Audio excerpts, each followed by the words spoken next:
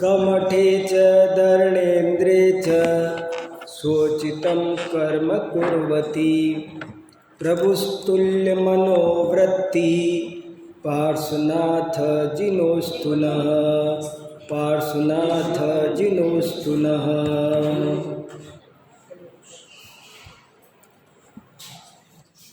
पूज्य महाराज जी की आज्ञा है कि आज मैं आपको सप्तभंग विषय पर कुछ कहूँ। सप्तभंग जैन धर्म का, जैन दर्शन का एक बहुत ही प्रमुख सिद्धांत है।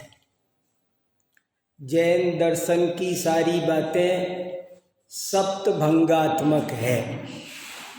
अपने बहुत भजनों में, पूजाओं में, सब जगह ऐसा आता है। जो एक भजन अपन जिनवाणी स्तुति के रूप में पढ़ते हैं, सांची तो गंगा ये वीत रागवाणी, उसमें भी ये बात आती है कि सप्तभंग तरंग उचलत सुखदानी, जहाँ नहीं संशयादि पंक की निशानी, सांची तो गंगा ये वीत रागवाणी। सप्तभंग के कारण ही जिनवाणी की महानता है। जिनवाणी में और अन्य वाणियों में एक ही फर्क है कि अन्य वाणी में सप्तभंग सिद्धांत नहीं है। जिस पानी में लहरें नहीं उठती है वो पानी सड़ जाता है, मैला हो जाता है, और जिसमें लहरें उठती रहती है उसका सारा मैल बाहर फेंक देती है लहरें। समुद्र में जैसे लहरें होना बहुत ज़रूरी है उसकी शुद्धि के लिए, ऐसे ही जिनवाणी में, ज्ञानियों की वाणी में सप्तभंग रूपी लहरें होती है। उसके कारण उनकी वो वाणी निर्दोष रहती है, निर्मल रहती है। यदि ये सप्तभंग नहीं हो तो उनकी वाणी में बहुत सारा मैल आ जाए, बहुत सारा दोष आ जाए। तो ये सब कैसे होता है, कैसे बिना सप्तभंग के वाणी गलत होती है और कैसे सप्तभंग होने से वाणी निर्मल हो जाती है, इसकी हम आज थोड़ी सी चर्चा करते हैं। सप्तभंगवाद का दूसरा नाम स्यादवाद है। स्यादवाद का मतलब है, दो शब्दों से मिलकर स्यादवाद बना है। स्याद प्लस वाद। वाद शब्द का मतलब होता है वदनम वादः। वदनम माने बोलना, वदन माने बोलना, स्यात लगा करके बोलना, इसका नाम स्यादवाद है। जैन धर्म कहता है कि तुम जब भी कुछ बोलो तो स्यात लगा के बोला करो। एक भी वाक्य बोलो तो स्यात लगा के बोला करो। ये हमारे सब अनंत तीर्थंकरों की, अनंत आचार्यों की हमको आज्ञा है। और उन्होंने ऐसा लिखा है कि हमने आपको जो भी बात कही है जिनवाणी में, उस सब में स्यात शब्द हमने प्रथम तो लगा लगा के बोला है, और कहीं नहीं बोल पाए हो ना तो भी तुम लगा ही समझ लेना। ये फ्लो है। जब अपन घर में काम करते हैं तो भाषा में बहुत सारे शब्द छूट जाते हैं। जैसे कभी तो मैं बोलूँगा कि मैं बम्बई जा रहा हूँ, और कभी मैं ऐसे बोल दूँगा जल्दी में बम्बई जा रहा हूँ, तो कोई कहे मैं तो बोला ही नहीं। अरे बम्बई जा रहा हूँ, इसमें मैं शब्द अंडरस्टूड है ही, वो छूटा नहीं है। ऐसे ही जैन आचार्यों ने कहा कि हमारे हर सेंटेंस में तुम स्यात शब्द समझ लेना, सावधान सावधान। जैसे कोई गांव में नगारा बजता है ना, घोषणा होती है, ऐसे हमारे सब आचार्यों ने ढोल नगाड़े बजा करके बोला है कि हमारे हर सेंटेंस में तुम स्यात लगा हुआ समझ लेना। अच्छा महाराज, क्या होता है ये स्यात, क्यों लगाते हो, ये क्यों जरूरी है? तो बोले स्यात का मतलब होता है कथनचित। स्यात का मतलब होता है किसी एक दृष्टि से। स्यात माने कथनचित, कथनचित माने किसी एक दृष्टि से। जब भी दुनिया में कोई बात कही जाती है तो वो हमेशा एक दृष्टि से सत्य होती है। अगर आपने कहीं किसी और दृष्टि से घटित करने की कोशिश करी तो वो गलत हो जाती है। इसलिए आप जिस दृष्टि से हम कह रहे हों उसी दृष्टि से समझना। हर बात एक दृष्टि से सत्य है, सब बात सब दृष्टि से सही नहीं होती है। जैसे मैंने कहा कि ये बेटा है, तो बेटा है तो ये किसी एक की अपेक्षा से, मैं कहूँ कि आगम बेटा है, आगम पोता है, तो किसी का बेटा है, किसी का पोता है, किसी का भाई है, एक ही व्यक्ति, किसी का भतीजा है, किसी का भांजा, एक ही बालक में बहुत गुण है। एक महिला है, वो महिला एक है, लेकिन किसी की मम्मी है, किसी की बहन है, किसी की पत्नी है, किसी की बेटी है, मामी है, बुआ है, उसमें अनंत गुण होते हैं, अनंत धर्म होते हैं। आप जब भी कोई बात बोलते हो, देखो एक बहुत सिंपल वे में समझो, ये जैन वैज्ञानिकों का बहुत बड़ा आविष्कार है। ये बहुत बड़ा आविष्कार है जैन वैज्ञानिकों का। उनने कहा, मैं आपसे पूछूं सम्मेद शिखर कहाँ है, पूर्व में या पश्चिम में या उत्तर में या दक्षिण में? जो पूर्व में बैठा होगा वो पश्चिम में बताएगा, जो पश्चिम में बैठा होगा वो पूर्व में बताएगा, उत्तर वाला दक्षिण में बताएगा, दक्षिण वाला पूर्व में बताए। सम्मेद शिखर दूर है कि पास?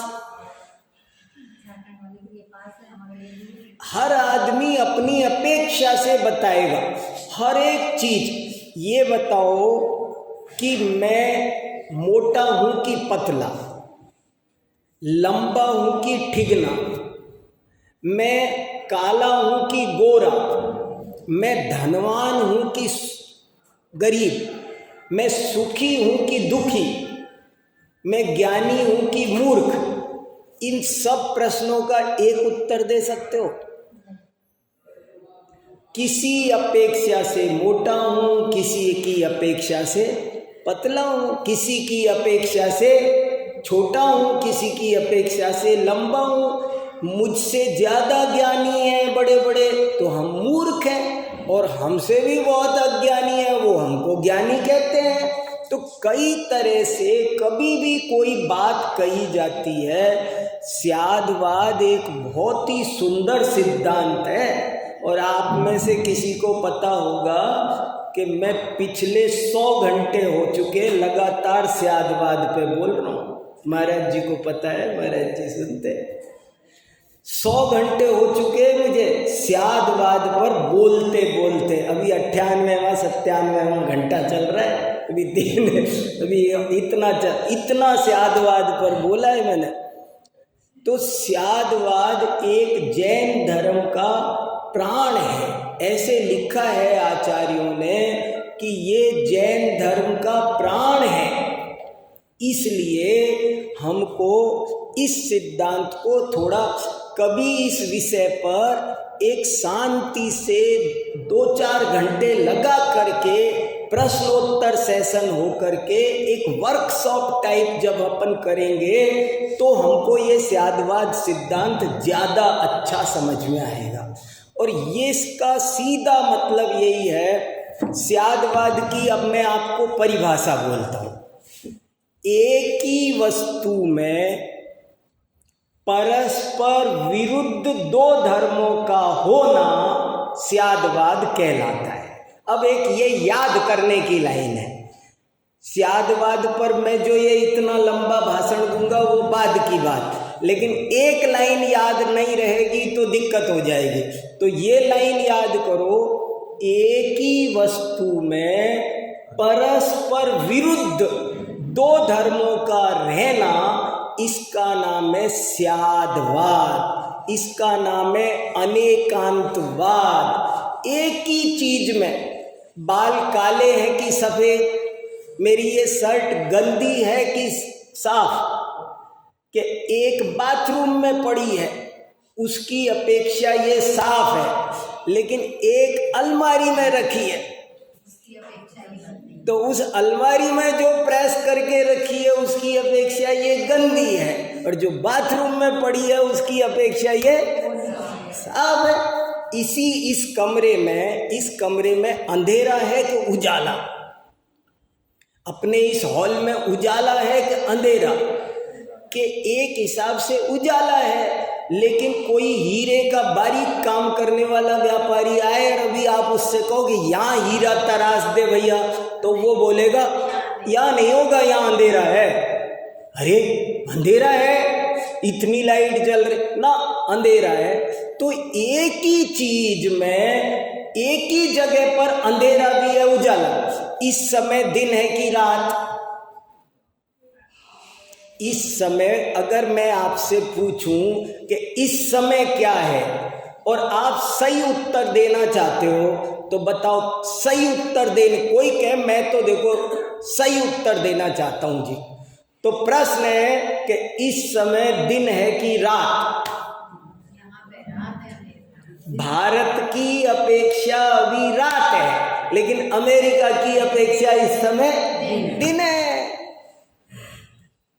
एक ही चीज, एक ही समय, कोई भी बात आप, अब मेरा एक वाक्य सुनो आप ध्यान से, आप संसार का कोई भी वाक्य ऐसा लाओ जो 100% सही हो,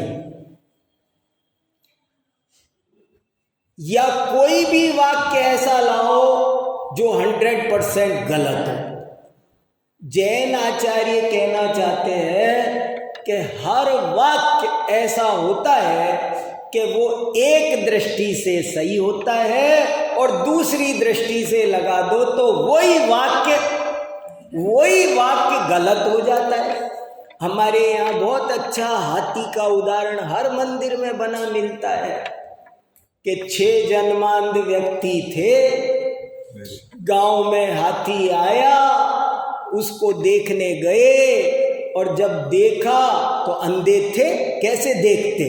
महावत से कहा कि हमको छू के देखने दो, और महावत ने उन्हें छू के देखने की परमिशन दे दी।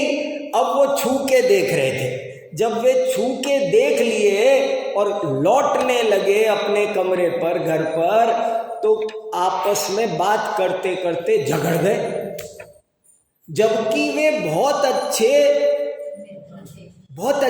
दोस्त थे, 6 के 6, लेकिन झगड़ा हो गया उनमें। तो कैसे झगड़ा हो गया कि एक कहने लगा कि हाथी पिलर जैसा होता है, दूसरा कहने लगा बे झूठ बोलता है, मैं भी देख के आया हूं, हाथी पिलर जैसा नहीं होता है, हाथी तो रस्सी जैसा होता है।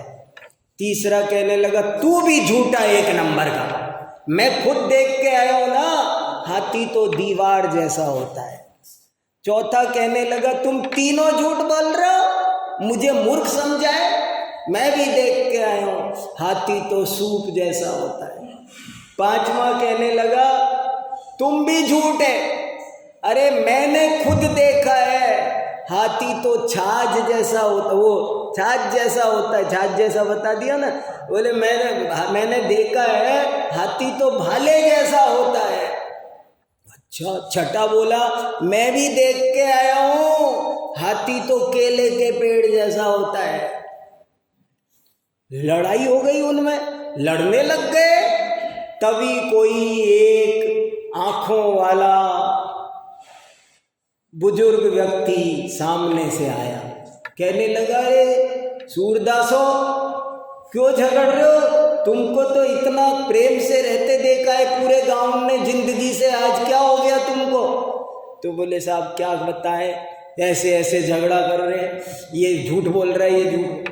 तो उसने कहा बैठो शांति से, और उत्तर दिया तुम सब सही हो, तुम सब सत्य का एक अंश कह रहे हो।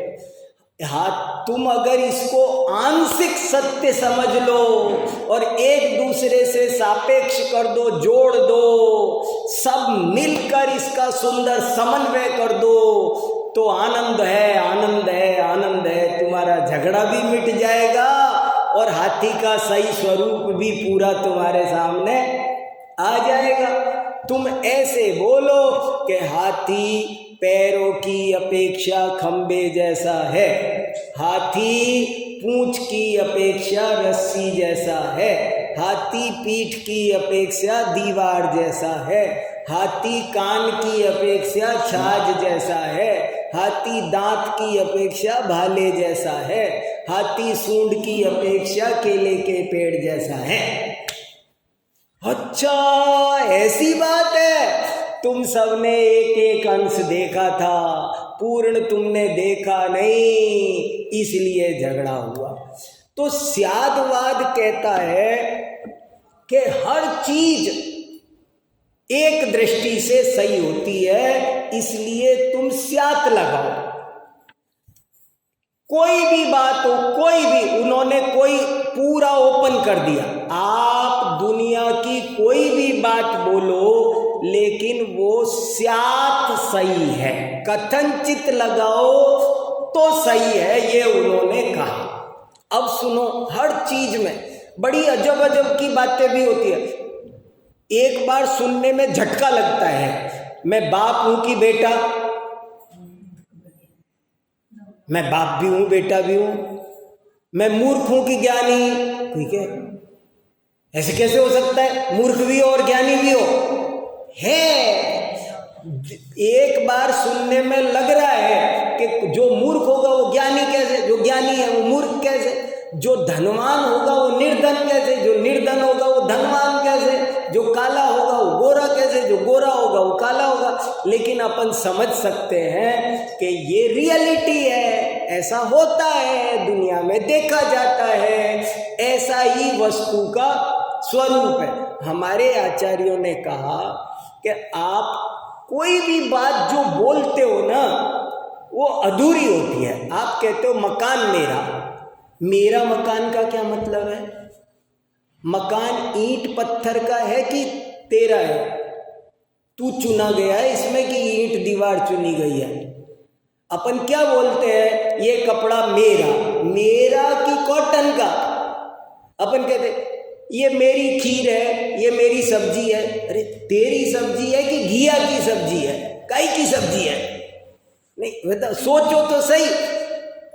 इसलिए कोई भी कथन होता है तो वो एक देश सही होता है, ये स्यादवाद है। अब सुनो, स्यादवाद का ही जब एक्सटेंशन होता है, जैसे ग्रीन पार्क एक्सटेंशन है ना, अपन कहाँ बैठे हैं अभी, अपन ग्रीन पार्क एक्सटेंशन में बैठे हैं, तो ग्रीन पार्क का जैसे एक्सटेंशन है ऐसे ही स्यादवाद का भी एक्सटेंशन है, उसका नाम है सप्तभंगवाद। स्यादवाद कहता है, देखो ये बहुत कठिन और जटिल विषय है, मैं तो आपको सरल सरल करके, बहुत सरल करके समझा रहा हूं मैं। स्यादवाद के एक्सटेंशन को सप्तभंगवाद कहते हैं। स्यादवाद के विस्तार का नाम ही सप्तभंगवाद है। क्या होता है, कि कोई भी बात एक पक्ष सामने आता है, जबान से दो पक्ष आ नहीं सकते, कभी भी नहीं आ सकते। आप कोई भी बात बोलोगे, जैसे मैंने कहा ये सेब फल कैसा, आपने कहा मीठा, तो हमने कहा मीठा चीनी जैसा मीठा, बोले नहीं चीनी जैसा मीठा नहीं, चीनी ज़्यादा मीठा, चीनी की अपेक्षा तो ये फीका है। तो आपको कहीं उस पर रुकना पड़ता है। तो कोई भी बात जब कहते हैं तो हम एक पक्ष कह पाते, दोनों पक्ष एक साथ कभी भी नहीं कह पाते हैं, एक साथ कहने में ही नहीं आता है। यहाँ वाले बोलते रहेंगे कि रात हो रही है और वहाँ अमेरिका वाले बोलते रहेंगे दिन हो रही है।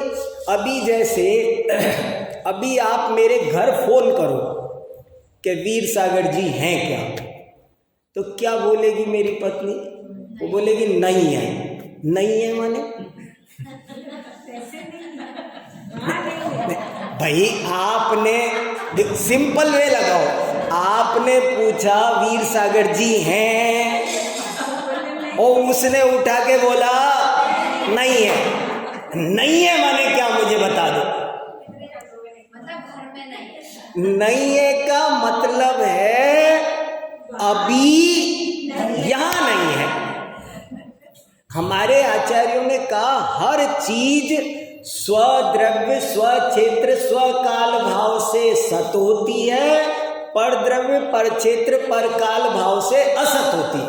अभी आप मेरे से कहो, मैं कहूँ डॉक्टर साहब 10,000 रुपये हैं, तो बोलेंगे नहीं है। नहीं है माने इनके पास 10,000 रुपये नहीं है। अरे अभी जेब में नहीं है। 10,000 नहीं है का मतलब क्या कि इस समय जेब में इतने पैसे नहीं है। तो हम क्या बोलते, जो भी कथन बोला जाता है वो स्वचतुष्टय से बोला जाता है। द्रव्य क्षेत्र काल भाव ये चार की चौकड़ी है, वो उसमें ही उस कॉन्टेक्स्ट में ही वो सही होता है, दूसरे कॉन्टेक्स्ट में जाते ही वो गलत हो जाता है। ये स्यादवाद का मतलब है। तो कभी तो कहते हैं एक पक्ष, बाद में कहते हैं दूसरा पक्ष, लेकिन जैन आचार्य कहते हैं ये दो से भी बात पूरी नहीं हो पा रही है। हम जो सत्य बोलना चाह रहे हैं, कोई आदमी सत्य प्रेमी है, वो क्या जैसे सत्यवादी हरिश्चंद्र था कि मेरे को तो किसी से कोई मतलब नहीं, मैं सत्य बोलूंगा, तो वो दो से भी नहीं बोल पा रहा है। तो क्या करे, तो उसके लिए उन्होंने कहा 7 फुल बेंच होगी। फुल बेंच कोर्ट क्या होती है, 7 जज बैठते हैं तब जाके फुल बेंच कोर्ट होती है। तो यहाँ भी हमारे आचार्यों ने 7 बिठाया कि तब बात पूरी होगी, 2 से भी बात पूरी होने वाली नहीं है। कोई भी बात है तो अब डिटेल में जाना है तो 7 कहना पड़ेगा आपको। वो 7 क्या कहेंगे और कैसे कहेंगे, तो देखो उन्होंने घटाया 7 का नाम है, मैं आपको बता रहा हूँ बहुत सरल करके, तो बहुत कठिन विषय है ये तो महाराज जी ने कहा इसलिए मैं सुना रहा हूँ, इसलिए आप सुन रहे हो, नहीं तो मैं भी जनरल सभा में कभी ये सप्तभंग उठाता नहीं हूँ। लोग बात कहते हैं ये क्या कठिन विषय लेके बैठ गए, लेकिन बस ठीक है। तो देखो अब सुनो आगे, ये 7 क्या चीज है, उन 7 का नाम है, एक बार सुनो तो सही, स्याद अस्ति, स्यात् नास्ति, स्यात् अस्ति नास्ति, स्यात् अवक्तव्य, स्यात् अस्ति अवक्तव्य, स्यात् नास्ति अवक्तव्य और स्यात् अस्ति नास्ति अवक्तव्य। फिर से बोल देता हूँ एक दफे, घबराने की कोई बात नहीं, क्योंकि ये 7 नाम याद होना जरूरी है सप्तभंग को समझने के लिए। नंबर 1 स्यात् अस्ति, नंबर 2 स्यात् नास्ति, नंबर 3 स्याद् अस्ति नास्ति, नंबर 4 स्यात् अवक्तव्य, नंबर 5 स्यात् अस्ति अवक्तव्य, 6 नास्ति अवक्तव्य और 7 अस्ति नास्ति अवक्तव्य। ये क्या हुए? बहुत गजब की बात है। क्या जैन दर्शन कैसे सत्य है और कैसे पूरी बात कहता है। देखो,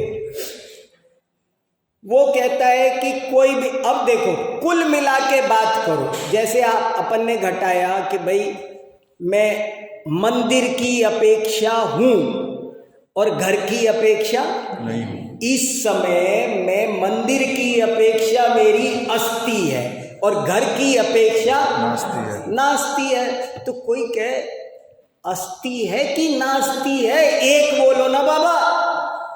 दिन बोल रहे हो, रात बोल रहे हो, कभी कहिए दिन है कि रात है, क्या है? भारत की अपेक्षा रात है, अमेरिका की अपेक्षा दिन है। लेकिन आप ये बताओ दिन है कि रात है? अपेक्षा लगाई जा रहे हो, जापान की अपेक्षा, चाइना की अपेक्षा, इसकी दिन है कि रात है? तो तीसरा उत्तर आ जाएगा दोनों सत्य है। कान खोल के सुन ले। तो आपने कहा था ये शर्ट मैली है कि साफ है, क्या सही है? सही बताओ, मैली है कि साफ है? हमको एक उत्तर चाहिए कि एक उत्तर है दोनों, एक उत्तर है दोनों, कि तुम पिता हो कि पुत्र, तुम धनवान हो कि निर्धन, तुम ज्ञानी हो कि अज्ञानी। एक उत्तर दो, एक शब्द में दो। हाँ, एक शब्द में दे देते हैं दोनों, एक शब्द में दे दिया दोनों। तो ये सप्तभंग में ये 3 मूल भंग है। अथवा कभी कभी एक होता है अवक्तव्य। कोई कहे ये दोनों नहीं चलेगा, भाषा की चतुराई घुमा रहे हो, दोनों बोल के एक बताओ, गोल बात, गोल कर दिया आपने, तो दोनों कर दिया। तो बोले अवक्तव्य कह नहीं सकते। एक शब्द में कहलवाना चाहो तो फिर तुम एक ही कहलवाना चाहो ना तो कह नहीं सकते। भाई ये बताओ दिन है कि रात? भैया भारत की अपेक्षा रात, अमेरिका की अपेक्षा दिन। तो बोले आप एक बताओ ना जी, एक शब्द में बताओ। बोले दोनों। बोले फिर तो आपने दोनों बता दिया, ये तो शब्द एक चुना, बात तो 2 कह दी आपने, हमको एक बात बताओ। बोले एक बात है अवक्तव्य, वो अवक्तव्य है, वो कह नहीं सकते साहब। ये तो फिर तो अब आप ये तो मौन हो गए, अब हम कैसे समझेंगे? तो बोले अब सुन लो, फिर खोल के सुन लो कि अस्ति अवक्तव्य, कि तुमको अमेरिका से क्या लेना देना है? यहाँ बैठे हो ना, यहाँ पर इस समय रात है बस, बाकी जगह अवक्तव्य, बाकी की छोड़ो। तुमको क्या लेना देना जापान में क्या हो रहा है, अमेरिका में क्या हो रहा है, दूसरी जगह से क्या, यहाँ की बात करो। अच्छा अस्ति। और फिर दिन का क्या होगा कि दिन यहाँ नहीं है, नास्ति। और बाकी का अवक्तव्य छोड़ो, नास्ति अवक्तव्य। तो ये क्या हुआ? फिर कंक्लूजन क्या रहा?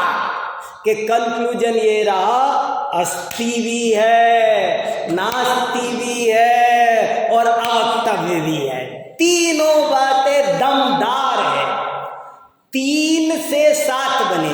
एक और बात समझना, भंग है ओरिजिनल 3, अस्ति, नास्ति और अवक्तव्य। देख रहे हो आप, 3 से 7 बने। अस्ति नास्ति, अस्ति नास्ति, अवक्तव्य, अस्ति अवक्तव्य, नास्ति अवक्तव्य, अस्ति नास्ति अवक्तव्य। जो ओरिजिनल एलिमेंट्स हैं वे तो 3 नहीं है, अस्ति, नास्ति और अवक्तव्य, और 3 से 7 बन गए। ये साइंस है। देखो आगम कितने मन से सुन रहे हैं। शाबाश बेटा, बहुत अच्छा, बहुत बढ़िया। कितना मुझे इसे देख के बहुत प्रेरणा मिलती है, इतना छोटा। अरे बहुत, मैं कितने अच्छे से कितनी बार देखता हूँ अकेले में भी। बहुत अच्छी बात है, शाबाश बेटा। अरे बहुत अच्छा नाम है, शाबाश बेटा, बहुत सुखी रहोगे। देखो क्या बात कर रहा था मैं, 3 से 7 बनते हैं, 3 से 7 बनते हैं। आप ये समझो, मैंने आपको आगम बेटा, मैंने आपको 3 चीज दी, हरड़, बहेड़ा, आंवला, और मैंने कहा इनके कॉम्बिनेशन से तुम ज्यादा से ज्यादा कितनी चीज बना सकते हो, बना। मुझे इनके चूर्ण बनाने हैं और कॉम्बिनेशन, न्यारा न्यारा कॉम्बिनेशन करो कैसे भी, और कितने बना सकते हो बनाओ। तो ज्यादा से ज्यादा 7 बन सकते हैं भाई। एक चूर्ण ऐसा बनाओ जो हरड़ी हरड़ है, एक ऐसा है बहेड़ा ही बहेड़ा है, एक ऐसा है आंवला ही आंवला है, और एक कॉम्बिनेशन से बनाओ, एक हरड़ बहेड़ा, एक हरड़ आंवला, एक बहेड़ा आंवला, और एक तीनों का मिक्सचर बन गया 7। हरड़ बहेड़ा आंवला 3 के कॉम्बिनेशन से ज्यादा 7 चूर्ण बनेंगे। ऐसे ही जैन आचार्यों ने 3 भंग ओरिजिनल रखे, अस्ति, नास्ति, अवक्तव्य, और उनसे 7 बनाए। और कैसे बनाए, एक और अच्छा इंटरेस्टिंग उदाहरण देता हूं। आप ऐसा समझो, एक दिन की बिल्कुल सही घटना है। मैं सुबह सुबह या मंदिर दर्शन करके बाहर निकल रहा था तो 2 बच्चे मिले और उनकी सगाई हो गई थी दर्शन करके। तो मैंने उनसे पूछा, बेटा तुम पति पत्नी हो? मैंने क्या प्रश्न पूछा उनसे कि तुम पति पत्नी हो? तो क्या जवाब दे? नहीं। मैंने कहा तुम नहीं हो, तुम्हारा आपस में कोई रिश्ता नहीं है कैसे नहीं है? उनमें वो बोले साहब सगाई हो गई तो हो गई ना, और क्या होता है। हम उस संस्कृति के हैं जिसमें राजुल कहती है कि मैंने तो नेमिनाथ का वरण कर लिया, कुछ नहीं हुआ था लेकिन हो गई थी कि नहीं हो गई थी शादी। तो बोले कौन कहता है हम पति पत्नी नहीं है? हम पति पत्नी हैं। पति पत्नी हो तुम, तो तुम में पति पत्नी का सा व्यवहार है कि नहीं है? भी वे दोनों पेयर है कि नहीं, कि एक हिसाब से है एक हिसाब से नहीं है। तो मैंने कहा तुम्हारा रिश्ता है कि नहीं है? सब दोनों ही बातें सही है। मैंने कहा दोनों क्या सही नहीं है? तो बताओ तुम क्या? बोले बता नहीं सकते, अवक्तव्य है। अवक्तव्य है। तो मैंने कहा अवक्तव्य? तो बोले अवक्तव्य है। मैंने कहा अब ये बताओ कि तुम जो पहले क्या कह रहे थे कि है रिश्ता, बोले अब तो हम वो भी नहीं कह सकते, आप हमारी जबान पकड़ोगे। अब तो हम है भी नहीं कह सकते क्योंकि आप जबान पकड़ोगे। तो मैंने कहा वो कह दो, नहीं वाला कह दो। तो बोले अब हम नहीं भी नहीं बोलेंगे आपसे, क्योंकि आप तो बाल की खाल निकाल रहे हो, आप हमको घेरोगे, हम फिर फंस जाएंगे, हमारी अस्थि भी कंप्लीट सही नहीं निकलेगी, इसलिए हमारी अस्थि भी अवक्तव्य है, हमारी नास्ति भी अवक्तव्य है। तो तुम दोनों कह दो। नहीं वो हम उसमें भी पकड़े जाएंगे। तो अस्थि नास्ति अवक्तव्य, 7 घटे उनमें। बताओ कैसा लगा ये उदाहरण? बहुत बिल्कुल सही घटना है, यही की एक दिन की। ऐसे हर बात है, कोई भी बात है, यदि आपको कंप्लीट कहना है तो एक तरीका है। भाषा का स्वरूप ऐसा है। देखो आपको एक बहुत अच्छा सेंटेंस सुनाऊं।